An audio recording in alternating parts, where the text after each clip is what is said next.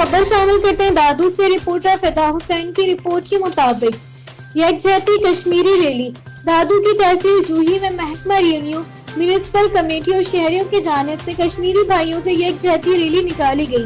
Rally में AC जूही बशारत हुसैन, तहसीलदार जूही जुल्फिकार और शहरियों ने बड़ी तादाद में शिरकत की और मोदी सरकार के खिलाफ शदीद नारेबाजी की। उन्होंने कहा कि हम पाकिस्तानी इस मुश्किल घड़ी में मजलूम कश्मीरी अवाम के साथ हैं।